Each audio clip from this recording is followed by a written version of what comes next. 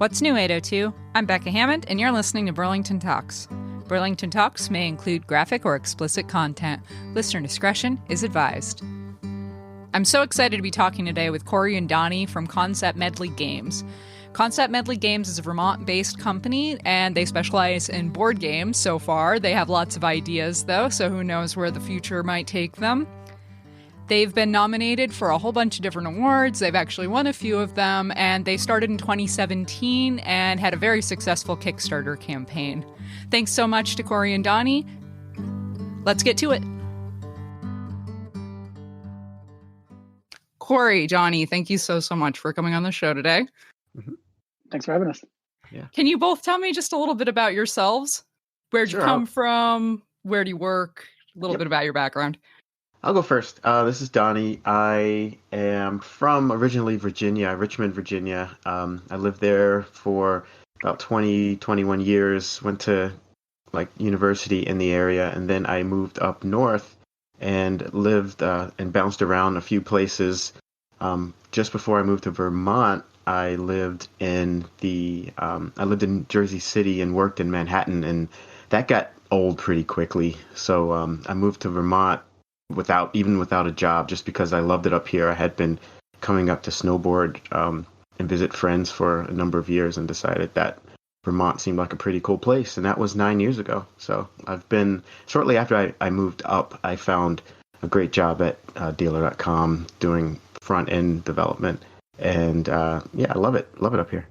Awesome. So is that mostly, so when you say front end, is that CSS, JavaScript, HTML? Where are you working? Exactly. HTML, CSS, JavaScript. I do have a lot of back end experience, just because the lines get really blurred when you're programming. Sometimes you have to put on a lot of different hats. But front end is just what I love to do. Cool. Good to hear. And then it sounds like you've been up and down the East Coast.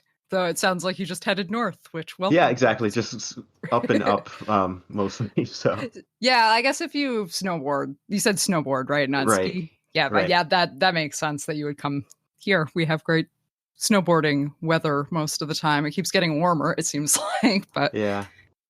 Cool. Well, awesome. Great to hear. So, Corey, tell me a little bit about yourself.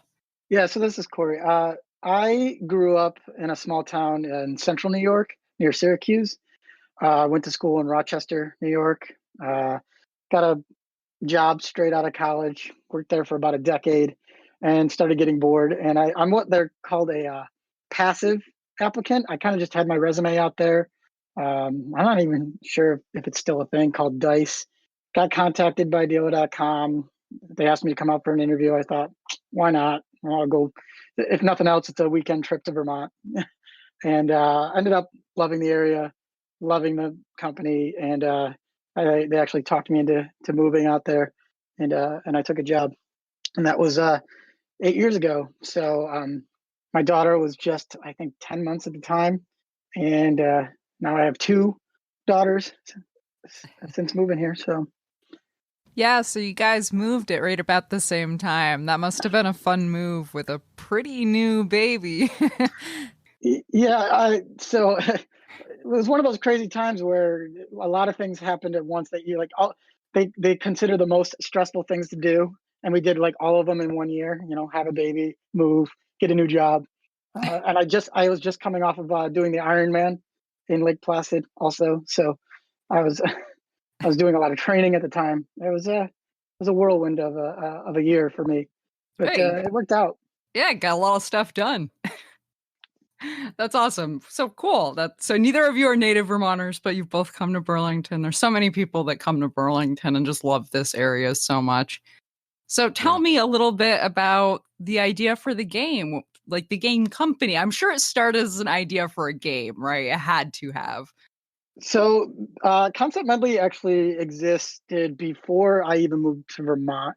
I did a little bit of game development and at a website called thegamecrafter.com, and I came up with just a random name as my company, but it wasn't a real company, just called Concept Medley, because at the time I did a lot of wacky things. I programmed here and there. I did drawings. I did little videos. So the idea was it was a medley of ideas, concept medley. So that was where that name came from. And the first real big game I did was after moving to Vermont, like within the first few months. And I was still getting used to the area and not really knowing a lot of people. So I spent a lot of time designing a game at the time called Cromlin Periapsis, which is a time travel themed game where you're stopping an asteroid from hitting the Earth. And I entered it into a cooperative game contest, and it was a finalist.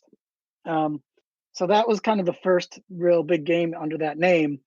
And I kind of tucked that away for years until, let's see, what year was this, Donnie? 2015? 15? I think so. Yep. Where I kind of dusted it off and said, hey, I like designing games. You like games. Let's do a contest together. And kind of brought it back. That's where Capital Vices showed up in its first incarnation for a contest. And then a couple of years later, we decided, okay, let's take this name a little bit farther. And we decided to not only put Capital Vices on Kickstarter, but also make Concept Medley an official business and registered it and everything. Yeah, that was just last year that Concept Medley LLC was born. That's great. But it's been a lot of different ideas, because reading through your about page, there's so much that you've done and just happening. That makes sense. I like the name. It's really a good representation of a lot of different ideas. So you've been busy, even though it's a new company, you've been busy for a long time. Yeah, that's right. It just wasn't an official LLC before then. But, even before Capital Vices and the Kickstarter, Donnie and I designed a couple of other games. One was a legacy game called Version Conflict, which was a runner-up in a contest. Are you familiar with what a legacy game is? No, please talk about it, because I don't know that much, and I'm sure most of my listeners are just as interested as I am. So a legacy board game is one that actually physically changes over time. And what that means is you might have a board that you play a couple times and you put stickers on it, or you'll have cards that you literally rip in half or cut, destroying them forever.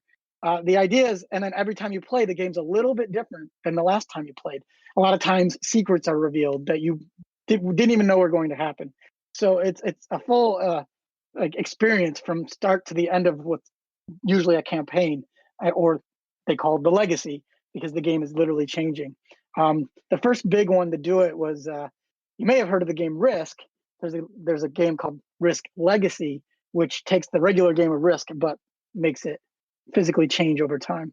Oh, that's fascinating. Okay, that makes sense. I've never heard of one where you rip cards up. I don't know that much about board games, but that sounds really entertaining. And yeah, just building a map. I've seen games where you build maps, but I've never seen things where you destroy it. So like you couldn't do the same thing again, really. That's interesting. I didn't even know that kind of thing existed. So are all of your games that exist right now, it's interesting that you're both developers, and I'm sure you've played with game development on a computer, but what I'm looking at looks like mostly card games.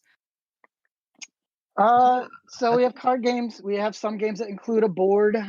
There's a game we're working on right now called Single Sort, which is basically just components, no cards at all.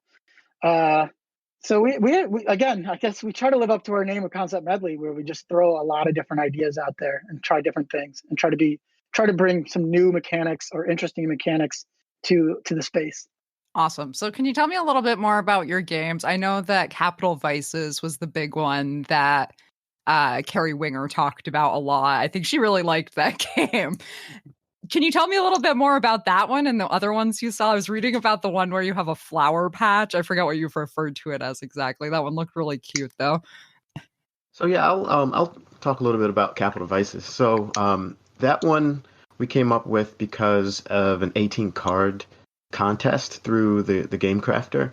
The premise for the contest was you are limited to only 18 cards that fit in this thing called a hook box, and the hook box is a specially shaped piece of cardboard that folds onto itself, and the cards go inside of it. So once it's all packaged up, it just fits really neatly into your pocket. So the idea is basically, how do you pack a big punch in in a little form. So we put all the rules, for example, on the inside of the hook box so that when you unfold it, everything you need is there to play. You have the rules in front of you and you have the 18 cards. And the game itself is based around the seven deadly sins. Corey had an idea from way back of trying to have actions associated with each of the seven deadly sins. For example, there's gluttony and having some action that depends on manipulating food, and then there's greed, which would have you manipulate money. So eventually, after a lot of design changes, we narrowed it down to that there are the seven deadly sin actions, and then there are resource cards that are double-sided. So if you flip it to one side, it's money, but if you flip it to the other side, it's food. And the premise for the game is that for every round, there is a configuration of resources that you want to avoid because you want to avoid the sin for the round. And whoever is the best at avoiding the sins wins if they get exactly 7 points after the rounds of play. Oh, this is such a cool game. Like, I'm really interested in seeing this now. I'm looking at the little hook box you have online, and it's really, like, this is fascinating that it's so nicely packaged. I love nice packaging. Very smart. And I like the idea in general, just the idea of, like, food, gluttony, money. Like, it makes so much sense. It's very nice. I like the design. Very cool. And it looks like you can now... Can you play this one through printout, it looks like? Is that one of the games you can print out and buy online? So both physically and digitally, it's available for sale. We are selling a few copies off of our store on our site physically, but that are left over from the Kickstarter. But there's also, we were approached by PMP Arcade. It's that means PMP means print and play. So they're a website dedicated specifically to just games that people can print and then play. And then, so they buy them online digitally, and then they can print them at home. We were approached by PMP Arcade for Capital Vices. So that's now on their store as well. So people can buy, it's just $1 there to get the print and play. Oh, that's awesome. That's such a great thing for right now, and people can't really get to a store for things like this, but they are definitely looking for things to play with their family and things to do at home. That's right. It's also available. We haven't really massively broadcast this. We're still working on it. It is also available, and there's a couple of really popular digital tabletop software simulators out there. One's called Tabletopia, and the other's called Tabletop Simulator. It's currently on Tabletopia, which allows you to play it completely digitally online with other players. That's a really cool idea. And does it have this? They're going for the feel of playing it on a tabletop, though, since it's simulation, you're saying? That's right. So there's no rules that are enforced. It's like you're at a real table where you're manipulating in a 3D space things that represent cards and dice and everything. So almost any game you can think of can be played in these virtual environments. That's such a cool idea. I'm so excited for virtual reality and haptic gloves to really come around in the next 10 years or so. And then we can play games together while we're stuck at home dealing with plagues. Yeah, I think that's really the missing piece is the being able to actually interact with it virtually. Right now, it's still kind of. I think you can use VR with it. I don't have one, so I don't really know, but it's pretty much mostly using your mouse at this point. It's so close, though. They're getting there, and it's so exciting. Oh, cool. Okay, so tell me, we've talked about Capital Vices. Let's talk about one of your other games. What's your oldest game that you have for sale right now? So our oldest game is the one that I said was originally named Cromwell Periapsis. Has been since renamed to 27 Panic. The judge of the contest, his name's Chris Letter. He loved it, and he said it was very close to winning. He's actually a famous designer in his own right now. His most popular game is called Roll For It. But his number one criticism was the name of the game. Cromwell Periapsis. Yeah, because I kind of liked it. I like to pick names that when you throw them in Google, it's going to be the only thing you get. The problem is it's a very complicated, pronounced name if it's all you see, if you never heard anyone say it. It also doesn't make a lot of sense of what the game is. But the Cromlin comet is a real comet, and it reaches what it's known as its periapsis, or its closest distance to Earth, every 27 years. So the theme of the game was that in the year 2038, it's periapsis is that year. It was actually going to collide with Earth, and so you have to travel back in time to its previous 4 periapses to launch rockets at it to disintegrate it into nothing, so this doesn't happen, to save the Earth. So that's where the name comes from. Its scientific name is 27P, so that's how I changed it to 27 Panic, 27P ANIC. That makes sense. It's a little bit easier to say, although it's still a name that's maybe a little vague. But that's the oldest game, and it's our. It looks adorable, I've got to say. I like that you have the pictures online so you can kind of see what the gameplay is like, and it looks so cute. It reminds me of another game, because I don't know game names. I can't pull it off the top of my head, but it looks super cute, where you're building roads. And the big mechanic in that game is so any railroad track that you build in 1 year ripples forward in every year forward. So you're trying to do this kind of path building, route building, in all 4 of these years simultaneously. And anytime you build one in the past, it's going to affect the ones in the future. So you got to kind of it's a big puzzle that you're working out. Very cool. Yeah, this is such a cute idea. I love all of these games are so cool. It's so cool that you're in Vermont. Do you have a storefront in town anywhere, or are you kind of living online right now? Yeah, we're mostly living online. We do try to make it to as many conferences as we can. There's one conference that, of course, is postponed this year. It was the Games Expo. Corey, do you remember what it was actually? Was it like Champlain Valley? The Champlain Games Festival? Oh, yeah. Okay. Yeah, I think I've heard of that one. Yep, that makes sense. Cool. Yeah. So we try to, have people be able to come and visit us and see the physical games and interact. We don't typically sell from those places, but it's not just the case that people can only see them online and then don't know what they're getting in the mail, that sort of thing. Right. Oh, cool. And obviously were you selling your games through the boardroom? I know you had games there. The only game being sold through the boardroom is Capital Vices. That's the only one we've really done mass production on. The remainder of the games that we're selling, at least, are print on demand. So basically, if someone buys it, they buy it from thegamecrafter.com, and it will get printed on demand. So we don't exactly have a stock of any of our other games. Right. Then we have games that we're not selling at all because either we're trying to finish them or perfect them before we're willing to, because we don't want to put anything out until it's perfect. But also, we try to shop games around to other publishers potentially that maybe we can get a broader, cast a broader net. Makes sense. Yeah, these games look so cool. I just keep on looking at the pictures. I love your marketing. Do you have someone who's specifically doing marketing? Or are you guys doing that yourself? The graphic design, I guess, is the technical term. We do it all ourselves. We're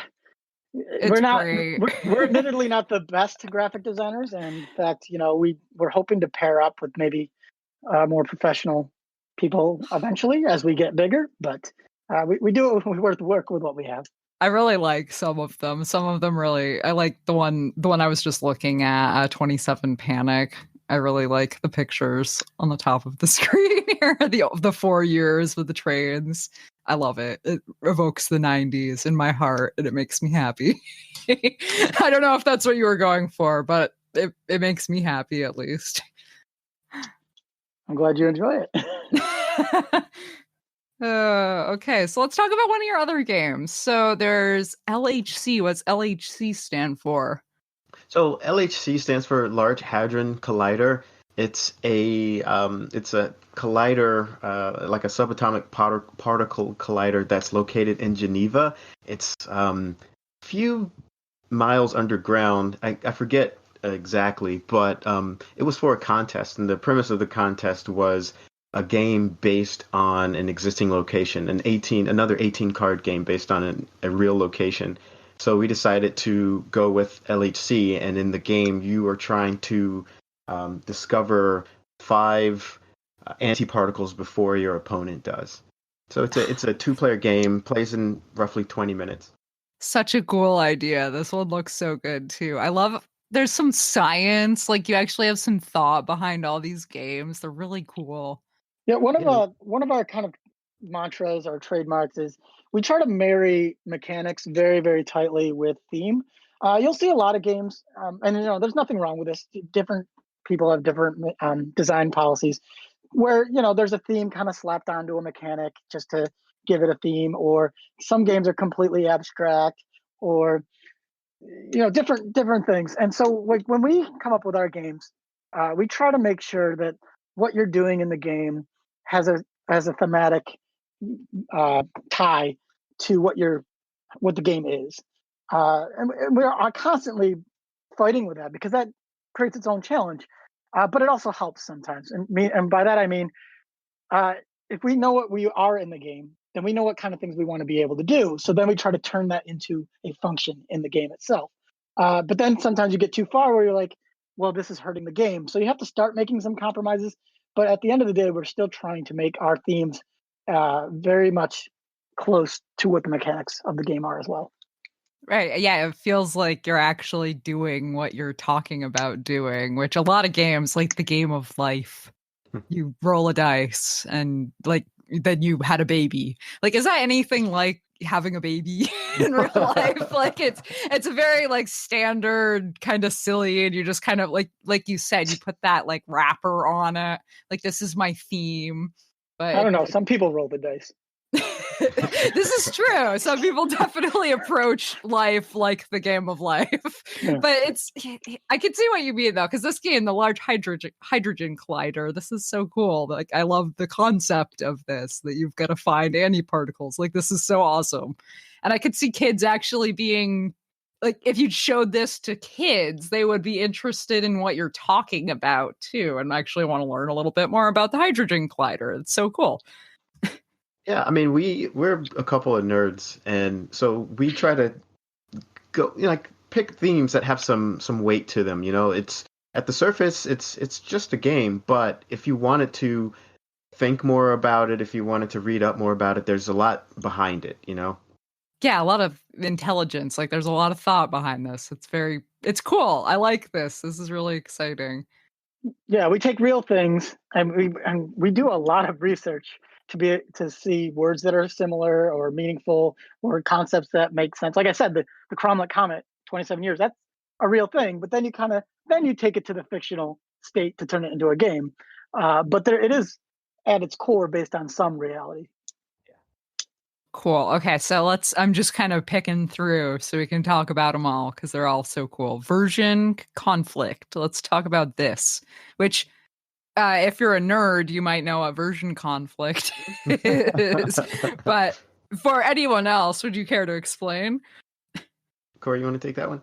Sure thing. I do want to credit Donnie with the name because I do love the name when we were trying to come up with the name. But the theme of the game is you are two rival play testers. I guess you're not really rivals, but you're two play testers for a video game. And you'll notice that the art is very retro. It's kind of supposed to be symbolic of a mid 90s side-scrolling fighter game, like Street Fighter or Mortal Kombat, those kind of games. And so you're playtesters for a game company that are creating new characters for a new fighting game, and you're helping them playtest these characters to get the most out of them, to make sure that they're adequate characters in the game. And this is what I was saying is our legacy game. So it's the one that changes over time. So it has a very sandboxy field. So from each, what we call each game is actually called a version. You're upgrading your version of your character. So you are putting stickers on your cards that represent your fighter deck, and they change over time, meaning they're going to get new moves.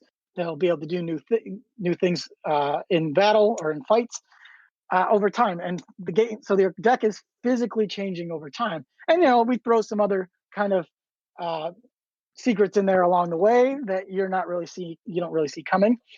But it's a two-player legacy game where you're constantly fighting the other player. Hence, version conflict also has the kind of the software-y tie-in. It's a double entendre there. But what's really cool at the end of this game is the deck that you've built over the course of the game, or the legacy, you could actually use against other players who finished the legacy. So it doesn't have to end there. You can keep playing to see how your deck came out after a legacy versus how other people ended up Oh, building it. yeah, that's really cool. I like this. This is another really cool looking game. All of your games seem so cool. Like you don't have one that you guys are even saying that you're like, we don't really like this one or this could have been better. It seems like you really put enough effort into them that you're really proud of all of them. Yeah, I mean those games exist, but we wouldn't be willing to share them unless we thought they were, playable games. These are the games that we finished and decided we want to start showing off. And there's a number that we've finished that we aren't even showing here. But then there's the group of games that we never finished or didn't feel were good enough and didn't continue on. I'm sure. Yeah. Well, if you have this many ideas, you've got to have things evolving, and that's just the nature of developing anything. You just come up with loads of different ideas, and some of them you sit on for 20 years, and then all of a sudden you make something out of, and some of them they just don't become anything, or it just doesn't come to fruition. Right. We like one game that we're working on right now. That Corey mentioned, Single Sword. It started out as a completely different idea with a completely different name and different mechanics, and it just kind of evolved into what it is now. And we're super happy with what it became, but we don't want to sort of throw away the original idea either. So that's something that we've sort of put on the shelf and said we'll come back to it. But we do know that some ideas need to stay in the oven a little bit longer than others. Yep. Version Complex, same thing. That was a different game to start, and we still have that idea on the back burner of what it originally was too. Oh no, that's right. We used that for we used the idea that was originally Version Conflict for QSCon. That's right. Nice. Yeah, that's such a cool idea. I'm so glad you guys are doing this, and I hope that our stores can open again soon, and we can all start going and playing games with each other again. Oh man, it's been a downer. So I wanted to ask you, because life is crazy right now, how has life changed for you guys? Are you both working from home full time? Yep, working from home full time. For me, it's been a real adjustment because when going back 9 years when I first moved up here, I didn't have a job. So I started freelancing for my previous job, working from home and just doing work that I knew how to do back in Manhattan from my home. And I hated it. That lasted 2 weeks until I was like, okay, nope, I need to find a job. I need to get out of the house. I can't stay here looking at these four walls. And so I was dreading having to work from home 9 years later because of, social distancing. But it's different. Thankfully, it's gotten better. My team, we voice and face chat a lot more often than I thought I would get used to. And it does help, as you were saying, like sort of having sort of face to face and seeing people's body language, that sort of thing. It does help a great deal. But also, I feel like I get a lot done here as well. I was afraid that, I would be distracted or that I would just go stir crazy, but I find myself actually getting a lot done. But yeah, it's still tough. I still miss the human contact. I miss getting out of the house every morning and having that 20-minute commute where I can listen to the podcast I want to listen to or just the music that I want to. So it's been an adjustment. Yeah, I'm about in the same boat. It's been very weird. And I feel like if I had a dedicated office, that working from home would be much easier. Like I would be able to focus better. I'm basically in a studio apartment, which makes working from home really hard, I'm finding, because everything distracting in my life is right in my lap as I'm trying to focus on work, which is very, very distracting. There's not really a better way to say it than that, I guess. It's just I feel distracted all day and it's hard trying to focus. But I feel lucky too at the same time. I still have a job and I can work from home. Right. Yeah. So Definitely. Yeah, how has it been for you, Corey? You said you have kids, so I'm sure that's interesting. Yeah, so I was never a work from home guy either, but you adapt it, and I think Donnie kind of covered that part. The other element is our game design stuff has kind of taken a hit because a lot of times we would meet up and share our ideas, so we have to find different ways to do that. And it's interesting how quickly things are changing. We're on Discord right now, and I think a month ago I probably had one Discord channel, and it was probably our Concept Medley Discord channel. And I'm looking at it now, and I have 11 that I've joined in the last month. Yeah. And they're all other game design related channels that I'm trying to get involved in, because that's kind of the new way that we communicate now. All of a sudden, we talked about the virtual environments. Worked really hard getting a lot of our games in there, so that if we needed to pitch it to somebody or show someone or play test, that they would be ready to go. There's virtual cons popping up. So Donnie mentioned that the convention that we were going to go to is postponed. Already there's like 3 or 4 virtual board game conventions that I've learned about, that looking at going to or attending virtually.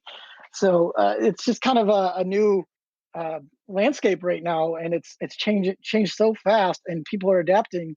And we have to do the same thing if we want to keep our designs going and keep getting attention to them. It's interesting though, because it was a lot harder to maybe contact other publishers, other designers, because you'd have to go physically to a convention.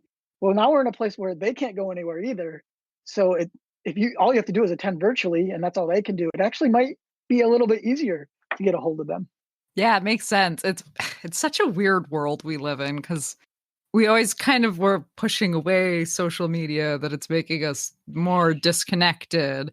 But now that this has happened, that's the only way we're connected, and we're finding ways to do things like play board games together and actually have some social interaction. Unlike Words with Friends, I think of that one where it was kind of like a social interaction, but not really. Like, it really wasn't. You didn't get the same feeling you would from playing an actual board game with people in your home.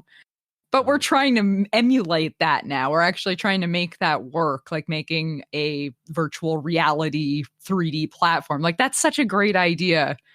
Bring people together, try and actually keep that same human contact. Because I find a lot of video games, you're not really emotionally connected. People actually like to hide behind the anonymous factor of being online. Oh yeah. But with board games, that's the total opposite. Like, the whole point is to actually be there and have a social interaction. Right, and that's one of the things that I've been missing too, is just getting together with friends regularly and being able to sit around a table and laugh and talk and interact and play a game, but also just be social with them, with outside of the context of, say, work or some other like obligation. And we are trying. We had a monthly get together group. We used to, last year we played one legacy game once a month for the 12 months, and we tried to keep that going. And we actually, last month we had a session where when we went to Tabletopia and we played a game sitting around the virtual table, and this Tuesday we're going to have another session. Oh, cool. That's such a wonderful thing to hear. It's such a great idea. I'm so happy that the internet is here with us today and that it's come so far. Oh yeah. And because I just think if this had happened in 2002, we were not at the point of being able to video chat. Like, even voice chat back then was sketchy. Like, Right. There was nothing great going on. So we're really blessed to have the internet and to have all the talented web developers and people who've made all of these apps that we use, that we can actually communicate with each other in a way that feels pretty real. Like, it feels like we're having a pretty real conversation right now.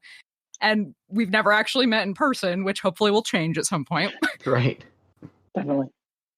No, we're looking forward to you mentioned the boardroom, and Carrie, we're looking forward to getting back there, because before this went down, we were already talking about trying to put together, we know a few other designers in town, and putting together regular meetups there that we could play test each other's games, or just have something more normal and out in the open, with the public, so that we could do it more often. But then that the whole pandemic put kind of a damper on things.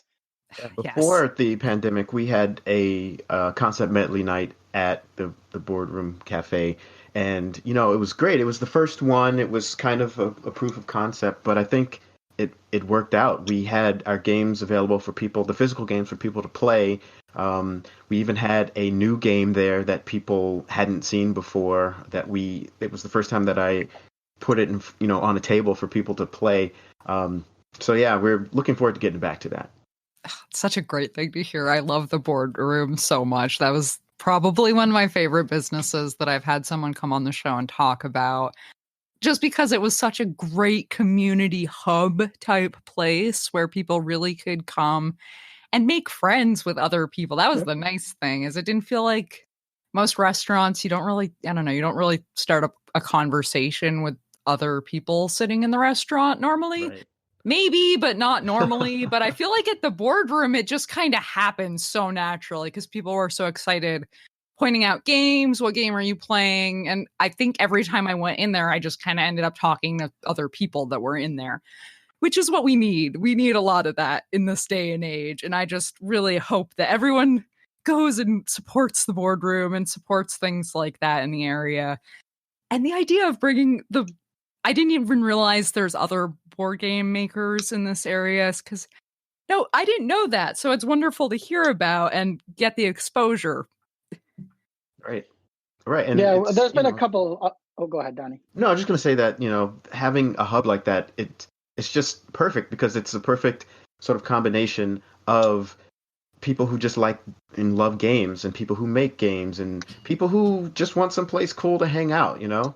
Right. Like the casual kind of person. That was because I'm not hugely serious about gaming, but I think it's fun for Yeah. me. I like to play games with my friends, but I don't know anything about Magic. I have some friends who love Magic and they're so into it. But I could never do it. But that is such a perfect place for the blend of the serious gamer to the casual gamer, and just a great place to hang out and meet people and bring everyone together. Yeah. So yeah, games have changed a lot over the last decade, like a ton. And so you bring up Magic, and that's a huge game. But it's a particular type of game. Games have spanned such a large breadth of interest now that like you can almost find a game for anybody. That you pick a person if they like games at all. I don't even mean board games, but any kind of game. I bet I could find a game that's right for them, just because there's so many different games out there now. Yeah, it's fascinating. Walking through the boardroom was an eye opener for me, because when I think of Magic, that's like the game I thought of because people were so into it. I think of Magic and Munchkin, and then like Sorry and Life and the old school kind of games. I didn't realize how many there were, but walking through there, I felt like a kid in a toy store, because that's basically what I was.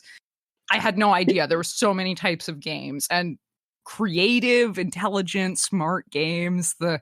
One of the ones that stood out to me was, I think it's called Terraforming Mars. Like these just fascinating, beautiful games that people come up with. It was so cool. It just made me really excited because I wanted to play them with other people and show other people these games. Yeah, that's a huge game. And so the themes, like what you're mentioning, are kind of, again, historical, stereotypical games of fantasy and space. And those are all great games, and those are great for people. But what you'll see now is there's genres that are themes that you just didn't used to see. The most popular game right now is probably Wingspan, which is about birds. There's a game I got behind me. It's about stained glass windows, which is a fantastic game for families or anybody. The game that you mentioned of mine earlier, the garden, that's Pocket Apiary, and the theme of Yes. that game is just bees. It's beekeeping. So the idea in that game is you're luring bees to your garden, collecting nectar, turning it into honey.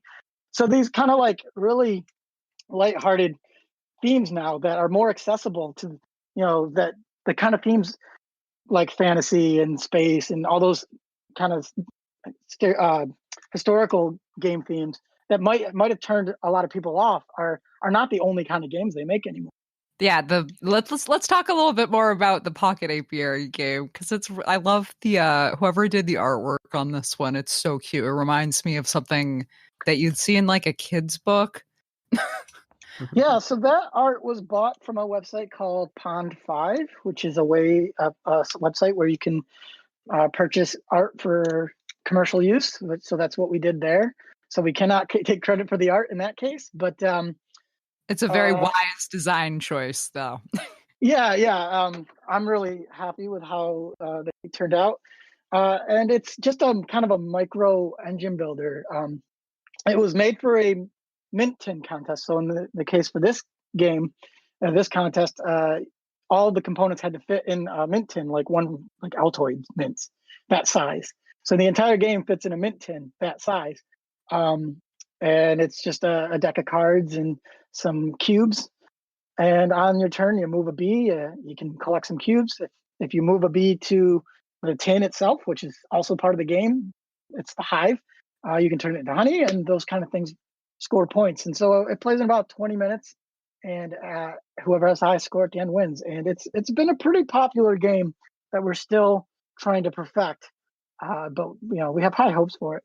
Yeah, that one looks like something I would give my nieces for Christmas or something. In all honesty, it looks adorable and like something that they would want me to play with them endlessly. Very cool. So, is there anything else that we didn't cover that you guys want to talk about? I know I send my document out about what we're going to talk about, and it's much more of a conversation. I don't usually cover every single thing in this document. What's your favorite part of living in Burlington? That's a good one to end on. Let's see, if you had asked me this 9 years ago, it would have been the mountains, but I've since gotten old and brittle, so I don't do that anymore. Another thing that I loved, like after moving up here, I discovered birds. I hadn't really been into birds at all, and then I moved up here and lived in Charlotte and saw these weird looking creatures outside my back window. So I bought a book and a pair of binoculars and was like hooked ever since. So I Very think, cool. yeah, the great thing about Burlington is that it's a small city. It's super close to nature. So you get sort of that taste of a city, but I mean, there's so much beauty and greenery, and there's the lake and everything. So that attracts a large amount of bird diversity. So that's a thing that I really like about this area is that it has a great feel for everything, right? You get a taste of a city living, you get a taste of the suburbs and rural and like water. So it's got everything. Yeah, it really does. We're pretty lucky. Have you ever gotten to see an osprey before? Oh yeah. I saw one the other day. It was magnificent. I just took a drive because you can't really go anywhere, but if you stay in your car, you're safe. So I Right, just you could drive took a around. quick drive through the to the islands, and there's all the nests that line the highway through there. So they're really amazing. Cool. Awesome. How about you, Corey? What's your favorite thing in this area? Real quick, I'm going to mention it because Donnie probably won't. Johnny actually took his bird viewing love that he acquired here and turned it into a pretty awesome roll and write game that's currently a semifinalist in a contest as well. Roll and write games are ones typically where dice are rolled and you write on a piece of paper. Think Yahtzee. Oh, cool. Where that was kind of the OG of roll and writes. But they've done a lot of interesting things with roll and write games these days. And Donnie's is called Bird Spot. It's a really neat game. And give him That's a little shout out awesome. there. Well, Thanks, Corey. congrats. Yeah, that's awesome. Cool to hear about.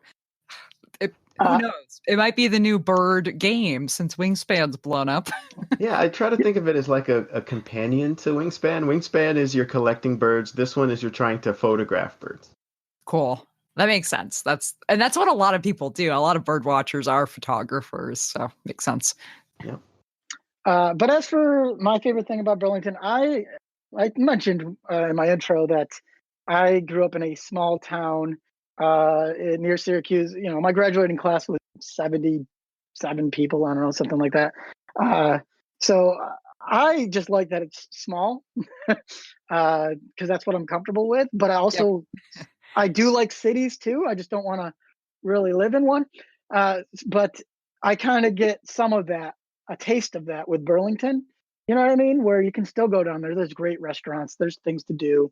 You can hang out downtown a little bit without it being a giant pain in the neck to stay in traffic or getting in and out of town. So Right. and then on top of that, you have the nature. You have the lake, the mountains, the woods, all of that. I didn't mention that I actually don't ski and I don't know how to. And I don't either. I'm a native Vermonter and I have no idea how to ski. So no I worries. always feel so out of place. But I do love the summers here are amazing. Yeah. So yeah, can't beat the summer here. It really is like paradise on earth.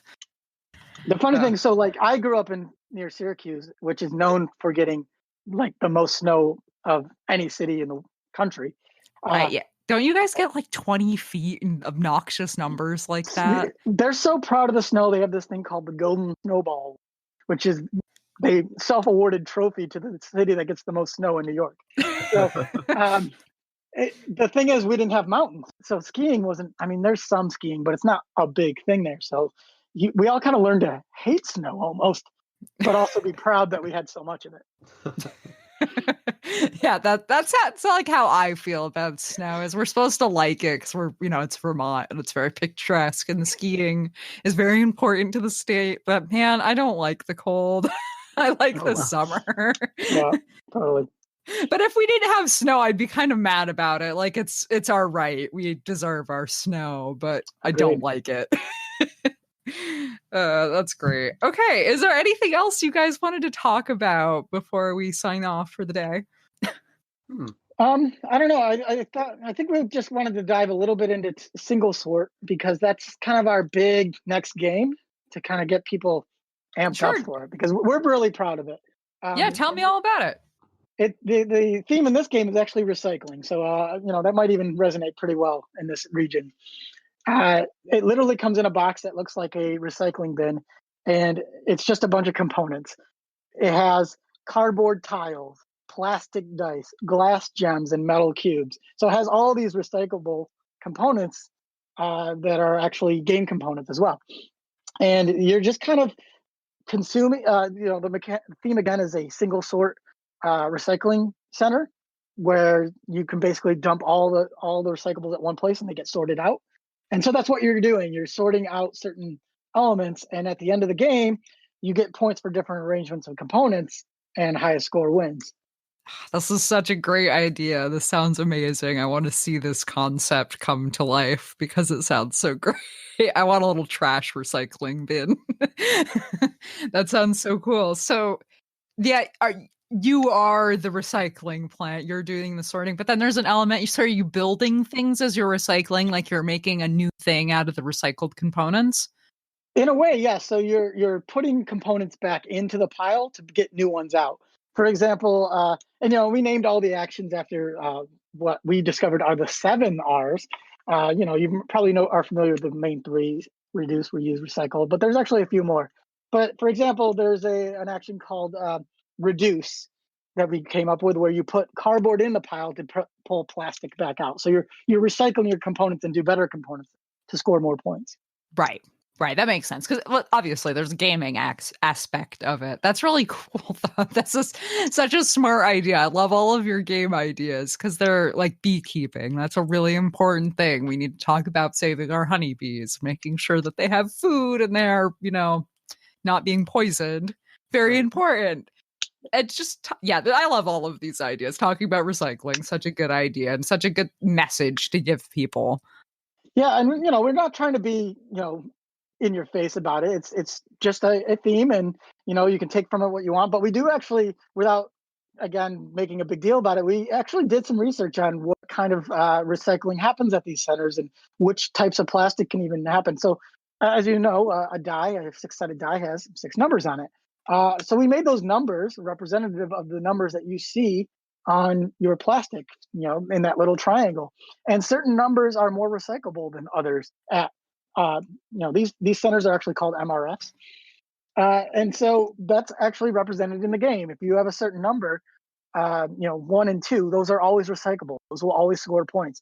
But numbers like 3 and 5 are only sometimes recyclable. 4, which is usually the type of plastic that like plastic bags Yep. are made out of, which are MRFs are generally not recyclable. You get 0 points if you hang on to those.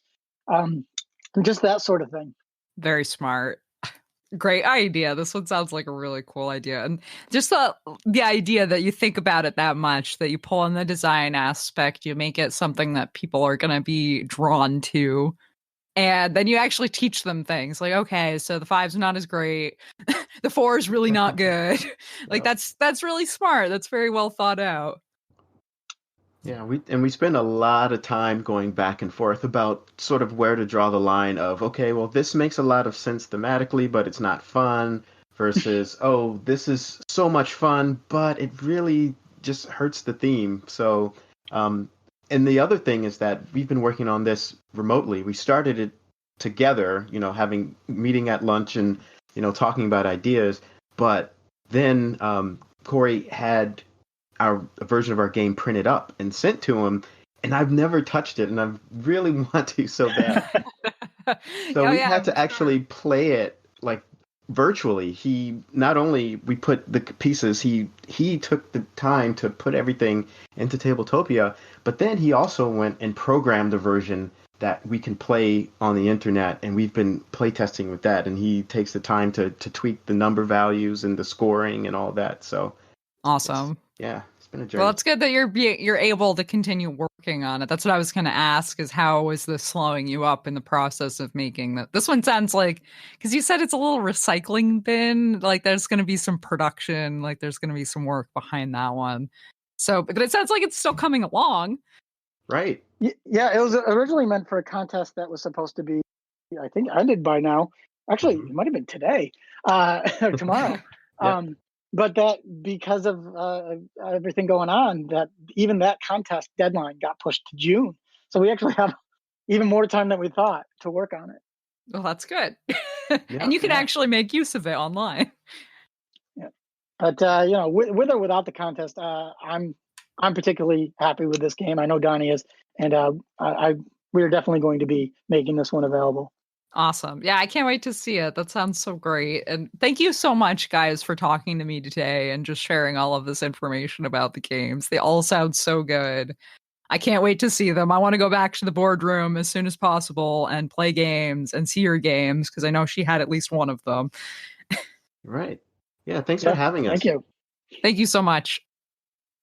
Thank you so much to Donnie and Corey for being on the show today. It was really great talking with them. It was really fun hearing about all these games. Some of them are so cute. You should really go online and check them out. conceptmedley.com. If you head over to burlingtontalks.com, there will be show notes up in the next few days, and I should have more links to Concept Medley's webpage, to all their different games, and to a few different sites that we talked about. Thank you so much for enjoying this episode with me. I hope you liked it. I love it when people reach out to me. You can go to burlingtontalks.com. You can go find me on Facebook. You can find me all over the place. I love it when people talk to me, so please talk to me. The show's music is made by Jason Baker. Jason was a guest on the show a while back, and I really love the show music, so if you guys have any thoughts, let me know. Thanks again, everybody. That's what's new in the 802.